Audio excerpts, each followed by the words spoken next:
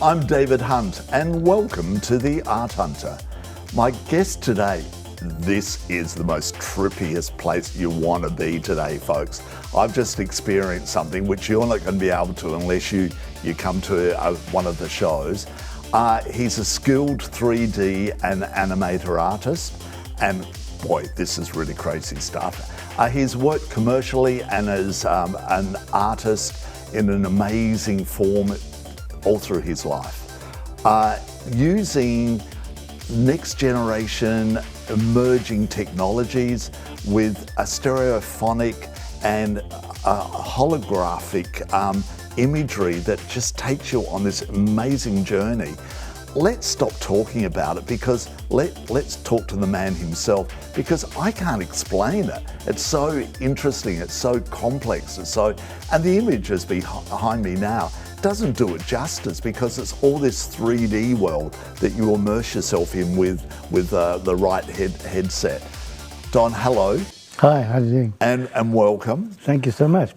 So where did all this come from? What have you trained in this sort of world, or did it something that you just taught yourself? I think mainly it was self-taught, because when I started it was very much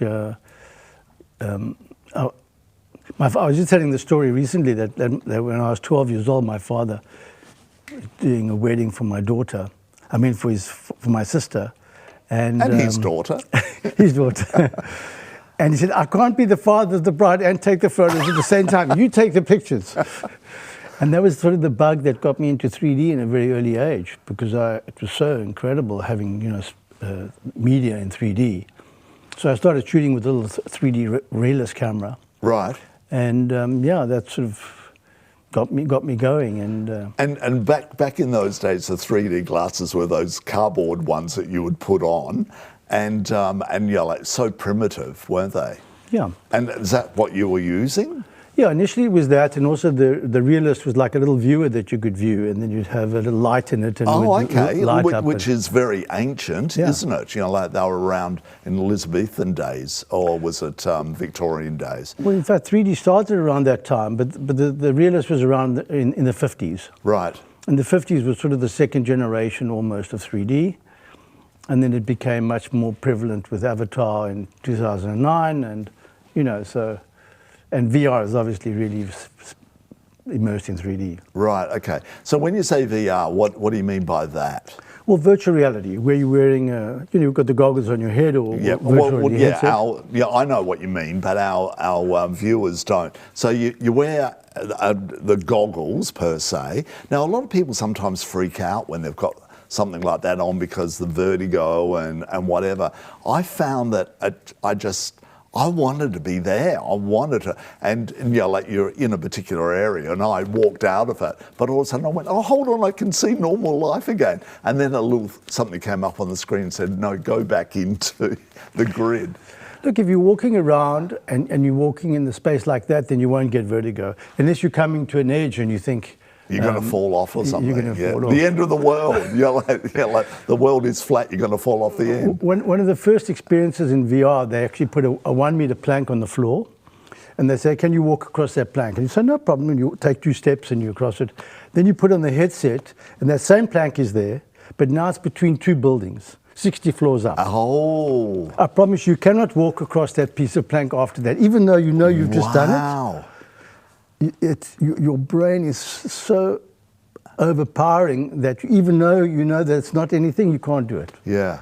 Quite extraordinary. So, like taking it to this level where it's a commercial and viable and a beautiful art form, because, and we'll talk about the art form side a little bit later on, but, why did you decide to do this? Do this out of the blue, or was it something that took years to get to this moment? I started virtual reality in 1990. Wow, that's a long time ago. Yeah, I had an exhibition called Virtual Haptics, where it was really like a post-retrospective art show, and it had holograms and 3D video and all sorts of optical devices, and it was just the beginnings of virtual reality. So I jumped in right away because it was the next step after 3D. Yeah. And so we started in the early 90s, and But then the hardware wasn't really up to scratch, and the software was just the beginning, but it was the beginnings. Yeah. And we saw a huge potential in that, and it paralleled with the development of 3D at the same time. So it just gave an opportunity of being able to view 3D anyway. And then most of the work I was doing at that stage was mainly in the corporate and enterprise areas. Okay. For mining and for the banking industries and the Coca-Cola and sort of the beverage industries were all keen on that sort of thing. But I always was parallel doing art at the same time. But in 2017, VR took on the next generation, and Oculus, spent millions, and sort of really Zuckerberg kind of re-kick-started the next generation of VR. Yeah. And at that stage, I got a new headset, and it was exciting, and I started creating in that space, and it's been fantastic since then. Yeah. But with some of the art that's around us now, and I'm sure it's being flashed up on the screens as we speak, do you sell this art as well? Absolutely. You'd sell this because it's not the 3D, it's not with the headset on or whatever, because a lot of it is real art in itself, isn't it? Yeah, well, I mean, people can purchase the art and they get their headset with it. So. Oh, okay. So that's part of the artwork. So is this 3D? Yeah, so all of these are 3D. Are they? And this piece was actually exhibited in an exhibition a couple of years ago, and in the art world, people could, in the gallery, basically put them on and take a walk around. Yeah. But yeah, the artwork is for sale, and it comes with a headset. Right, okay. It's the same as our 3D works. If you're purchasing a 3D piece, you're purchasing the screen as well. Yep. And that gives the 3D effect just through the screen. So, I mean, it's a framed piece of work, so whether it's, it's... But how expensive is that, though? Like for a consumer, wouldn't it be quite expensive with a headset? Not really. I mean, the headsets are cost, under $1,000 today. Oh, okay. And but say 10 years ago, there would have been a lot more. Yeah. Yeah. It's the same as the big screens. I mean, these screens a couple of years ago, 10, 20,000. Now they're much more affordable. Yeah, yeah. Because some galleries you go into, with these screens that are behind us, is that their art is on that now, and it's often like moving art, and people are putting that in their homes now. Absolutely. So is this where you're going with some of your art? Absolutely, and I think not only in homes but in public places, in everything from restaurants, hotels, boardrooms, corporate offices.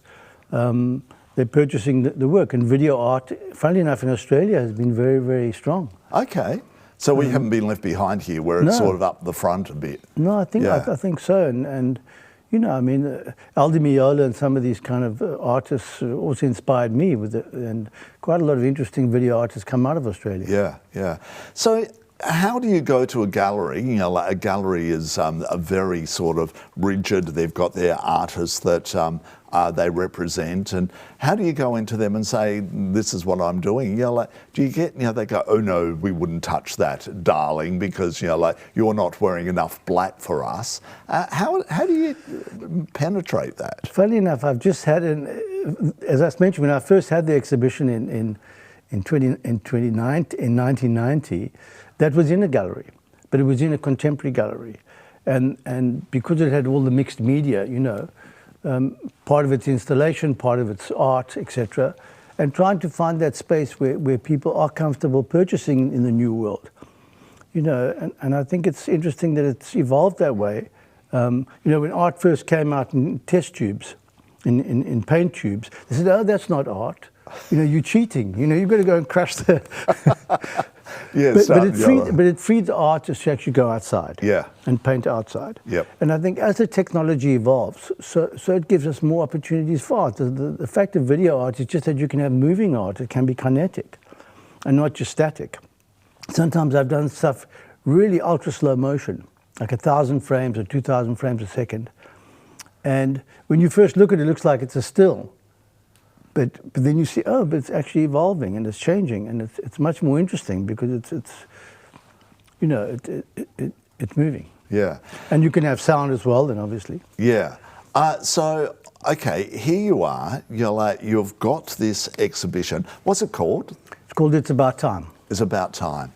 And again, people, you've got to check it out. It's so interesting when you put the headset on. And I was told to take my glasses off, and you go, oh, I don't want to take my glasses off, but I had to. And it was just extraordinary. And you were telling me that a lot of the imagery that I'm watching is from art from the creation of back in the beginning. Tell us about it. Well, it's called It's About Time, and everything's about time. Yep. I mean, I once looked up time in the dictionary, and I was still looking up time a week later, because it seemed to permeate everything.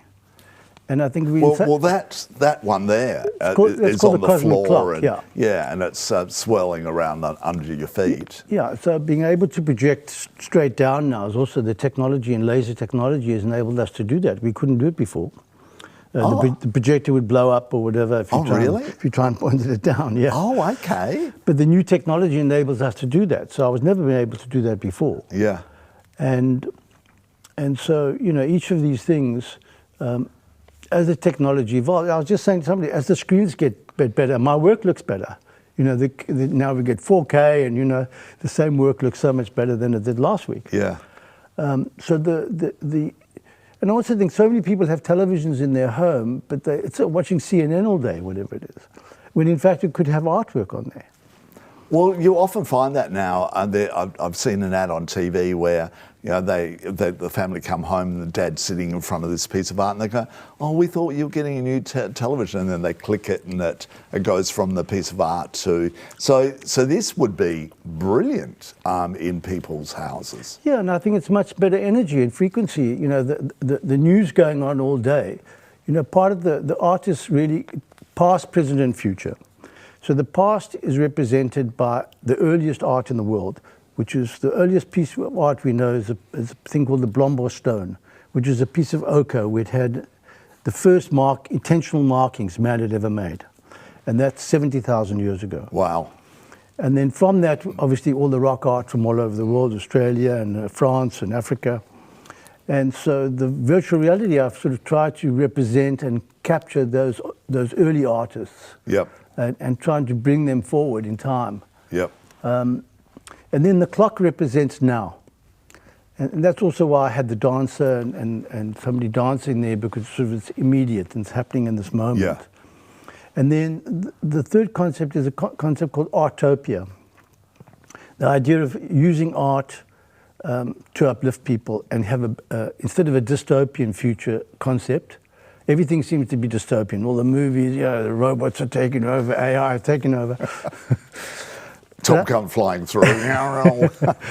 But I certainly think that art can uplift people and give people a much better bit of hope. And good for your soul, good for your heart. And even the people that came today, they said, oh, the music and everything was so uplifting. We feel so much de-stressed. And in fact, I said, well, if that's happening, then it's working. Yep.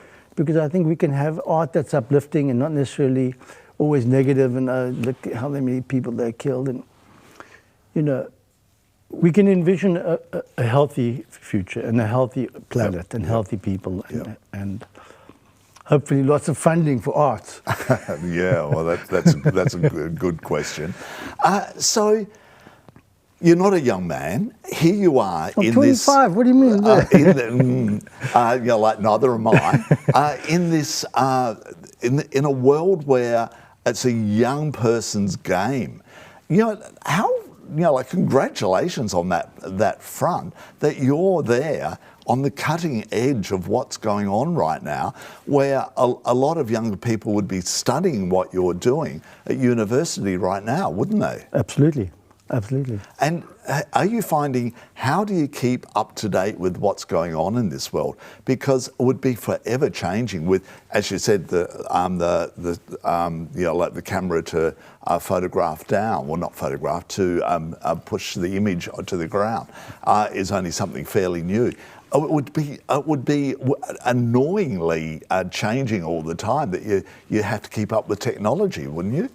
Well, I've been a futurist all my life. I started holography in 1975, doing animation in the early 70s as well. Yeah.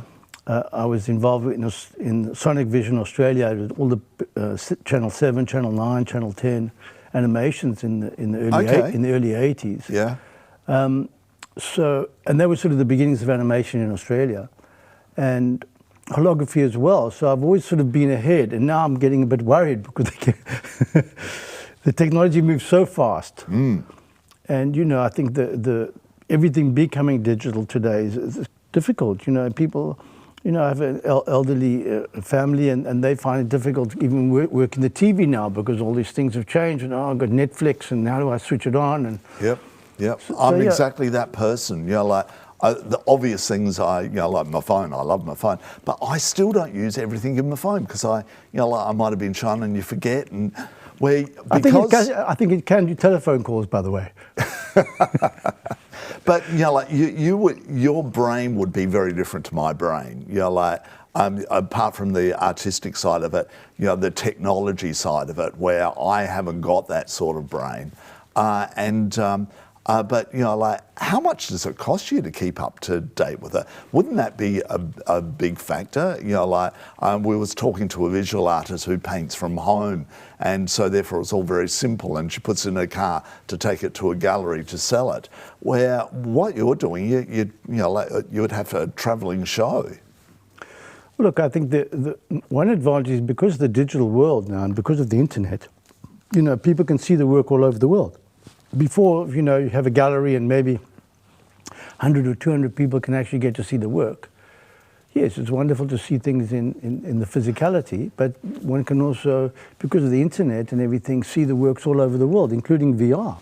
But hold on, but what about the copyright? You wouldn't be making the money out of a lot of stuff because people would illegally download it, wouldn't they? Wouldn't it be a problem for an artist like you?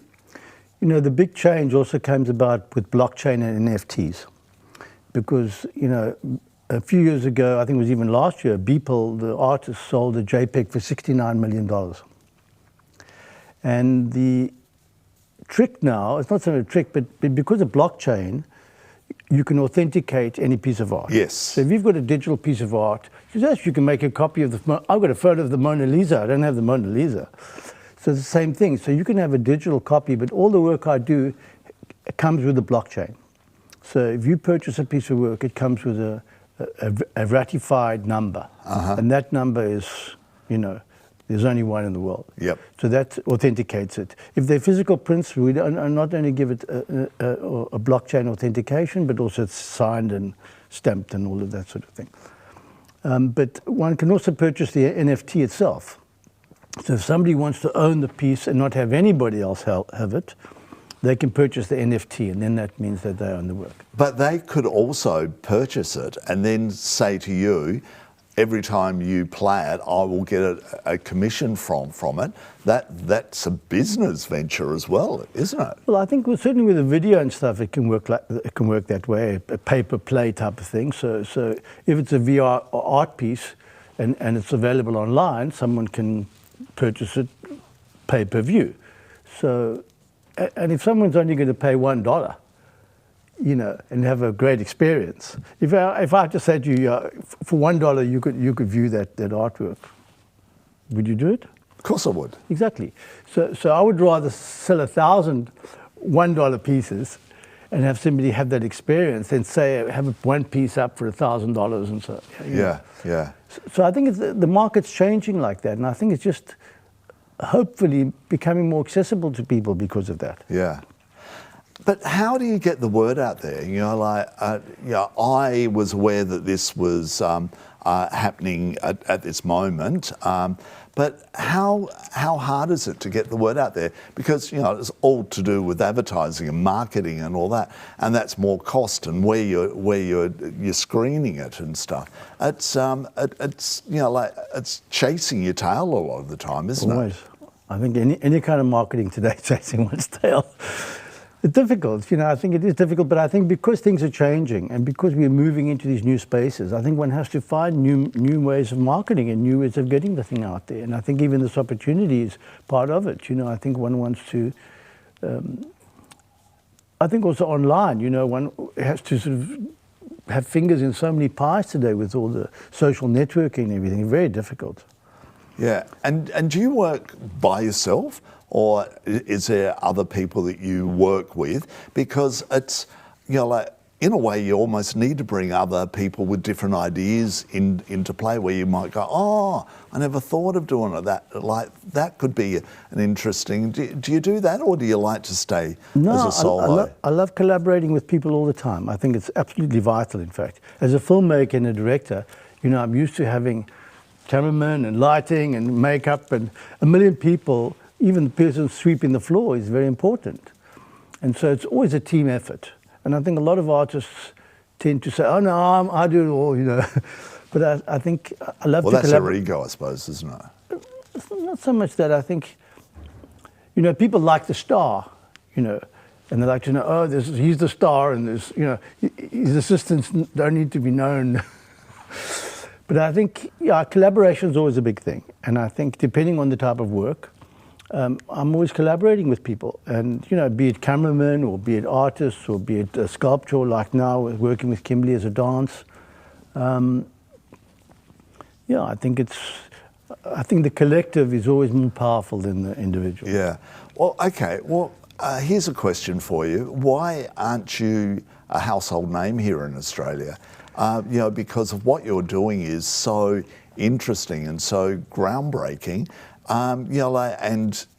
You've been around for so long that you should be a household name. Does that sort of piss you off that you're not? Up until the COVID times, primarily all my work was in the corporate arena and enterprise arena. I did all the filming in a World Cup in 3D, the very first in the world. Whoa.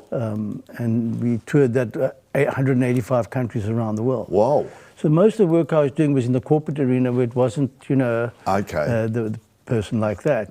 So, like plebs like me don't see it, yeah. But it was only through COVID that I thought, I have to stop selling sugar water and alcohol and cigarettes and try and do things that are a bit more meaningful for myself and also for people. But you have to live, though. That's the other side of it as well, isn't it? You have to be able to support yourself and keep up with the technology as well. Well, look, COVID was very, very difficult because most of the work I was doing was in the inventing space, car launches and Yep. inventing and sampling for clients. And so that died very quickly. And so I had no income at all. And I thought, well, what am I going to do? So I spent that time literally reinventing myself in a way and trying to push into different realms. Now, instead of having 100 clients, I think I've got 2. Yeah. It's difficult, but I think I'm much happier kind of working. I mean, I wouldn't not continue in the corporate space, but trying to sort of launch art by Max, Yep. and try and get into a space which I think is much more interesting. Yeah. So where do you go from now? How do you do it? And you've travelled the world, and you said that you're going to be off in a month or so's time. And I'm picking up an accent.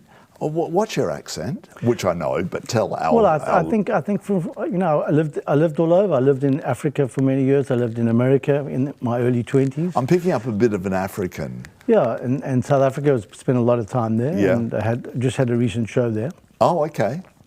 In a gallery that was a very, very prestigious kind of stage, kind of exactly what you were saying, that type of gallery, and they were quite amazed at the kind of response we got. Yeah. Yeah, and is that what you want to do more? Do you want to do more gallery stuff, or do you want to be in a theatre realm like you're doing here at the Alex Theatre at present?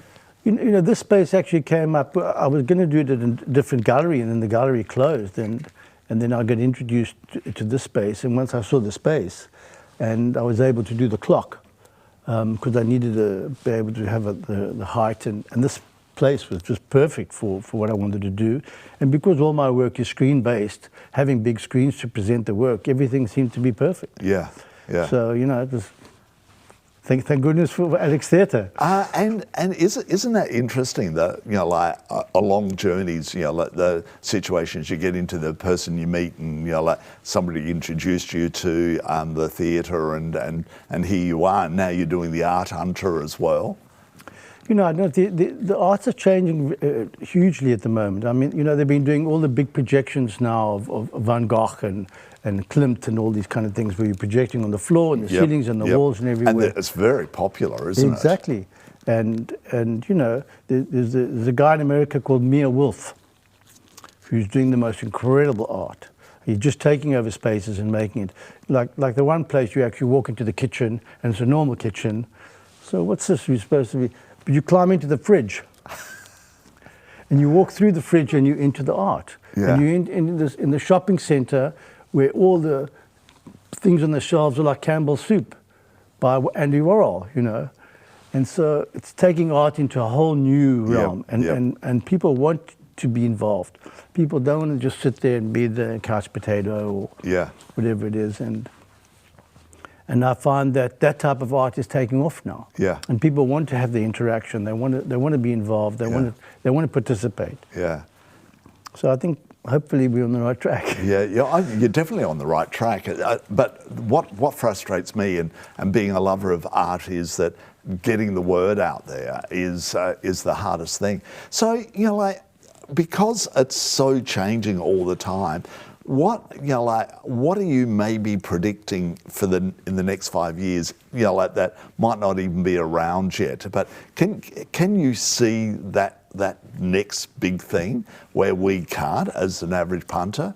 Well, I certainly think that the tools that are evolving right now, including artificial intelligence, 3D, VR, AR is also going to be huge for art, because you're going to go into a public space and suddenly you can see this ginormous sculpture, you know. And so I think it's evolving into those kind of areas where it's sort of more, and I definitely think the kids in that, I think they jump into this technology so quickly and so easily. I was trying to show my cousin the other day, and he was messing about and also got a bit of vertigo, and his son, 8 years old, took, "Look, Dad, I'll show you how to do it." I was like, "Oh, okay." So I think the kids get it right away. And I think that newer technology that is coming, headsets are getting cheaper and cheaper. The quality is getting better. And the screens, the next generation of screens that James Cameron was hoping to do for Avatar 2, are all these type of screens, but you don't need the glasses anymore. So I think that was a barrier for a lot of people. And I think art on these type of screens where you don't have to wear the glasses is definitely going to be a big thing. And it's still 3D. Wow. So, and I think our lives are in 3 dimensions, but the media for all our years have been pretty much 2-dimensional. So I definitely think that the evolution is going to be into 3D art, the merger between the arts as well, between dance and music and theatre, and the metaverse, I think, is going to be huge for music and for the arts. Well, look at ABBA. They're actually doing the 3D, their imagery now, concerts in 3D. It's not 3D though, is it? Or is it? It's holographic projection. Projection. So that's also going to be huge now, and that's where I think the merge is going to be. You're going to have stages that look like holographic, and you're going to have the metaverse that's going to look like a real stadium. So you can go in the metaverse and go to a concert, and you'll have all your mates also in headsets, but feel like you're there. And instead of 500 people, there could be 5 million. Wow. It's just mind-blowing. It really is. Don, thank you so much for coming. And thank you for taking me on that journey, because you kept on saying, you've got to come in. And I went, "Oh, okay," and you're like, because I've been a busy day today. And I'm just so pleased that I put that headset on and I went on a journey for a minute. I went on a journey and it was a wonderful journey. And your art is excellent as well. So congratulations. Thank you. And keep on keeping on. I appreciate it. Thank you so much for having me on. I really pleasure. Appreciate it. And you've got to come back in there later when you've got a bit more time. More time. Absolutely. I want to bring all my friends. You're welcome. You can bring all the crew. They love it. Okay. Thank you. Thank you. And thank you for watching. You've been watching The Art Hunter. I'm David Hunt, and we'll be back again next week.